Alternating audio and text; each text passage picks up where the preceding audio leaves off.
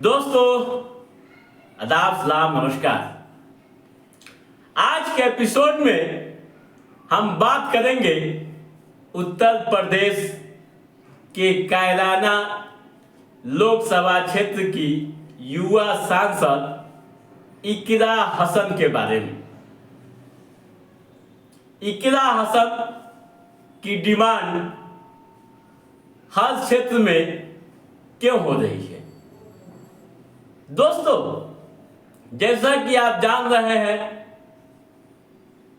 उत्तर प्रदेश में उपचुनाव को ले सियासी तापमान चढ़ा हुआ है। महाराष्ट्र में भी चुनाव होना है। हर क्षेत्र से इकरा हसन की डिमांड लगातार हो रही है। जहां वो नहीं पहुंच रही है, वहां हंगामे शुरू हो जा रहे हैं।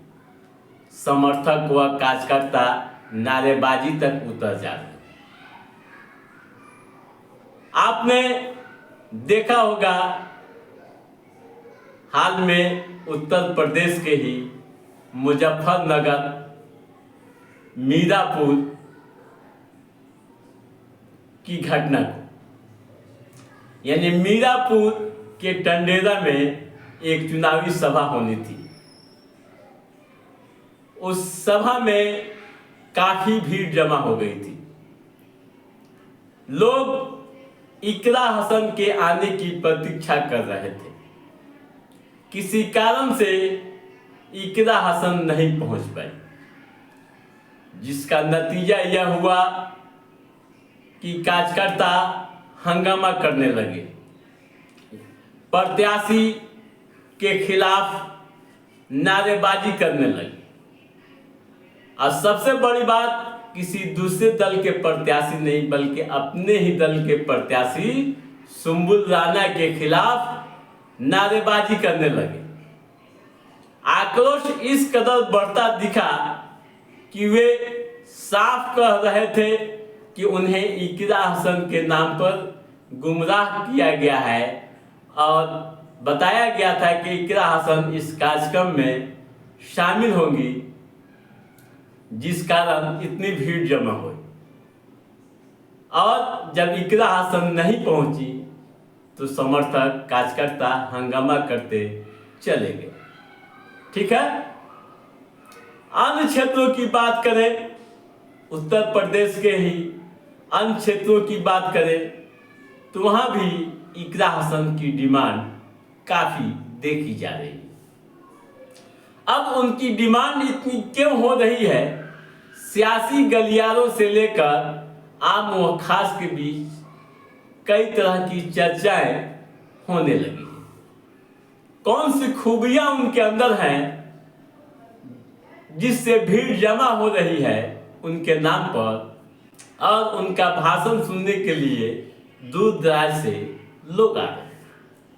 दोस्तों, राजनीतिक विश्लेषकों की माने तो वे कई कारण बता रहे हैं। इकरा हसन को भीड़ क्यों चाह रही है इतनी, क्यों इकरा हसन के मुरीद लोग बन रहे हैं, चाहे वे किसी भी वर्ग व जाति से आते हों, लेकिन इकरा हसन का दो शब्द सुनने की कोशिश करते हैं। दोस्तों, जो सियासी गलियारों से बातें छन कर आ रही है, जो राजनीतिक पंडित बता रहे हैं, उनकी माने तो कई बड़े कारण इसके पीछे। कौन कौन से कारण हैं, आप पॉइंट वाइज समझिए, फिर आगे की बात करेंगे। पहली बात, इकरा हसन की हाजिर जवाबी काफी लोगों को पसंद आती है। दूसरी बात, सत्ता के हर वाद पर वह पलटवार कर रही है। चाहे मुख्यमंत्री योगी आदित्यनाथ का बयान हो या फिर किसी और विपक्षी नेताओं का काफी सहज अंदाज में वे रख रही हैं, जो सोशल मीडिया पर काफी तेजी से वायरल हो रहे हैं। दोस्तों,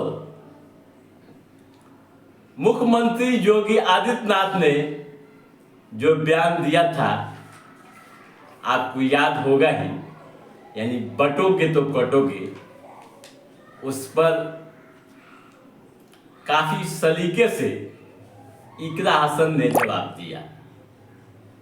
यानी उन्होंने कहा कि उनका यह बयान समाज को बांटने वाला है, और तंज कसते हुए कहा कि जो पलटवार किया तंज कसते हुए वो भी जानना चाहिए।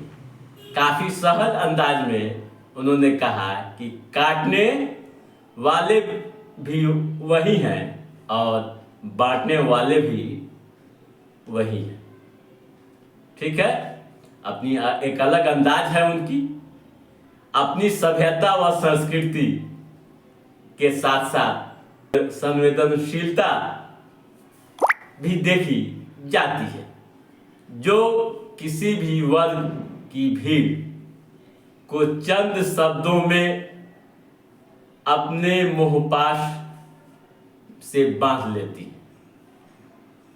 मीरापुर में दिए गए भाषण और सत्ता पर किए गए पलटवार वाले बयान की खूब चर्चा हो रही है और सोशल मीडिया पर काफी तेजी से वायरल हो रहे हैं।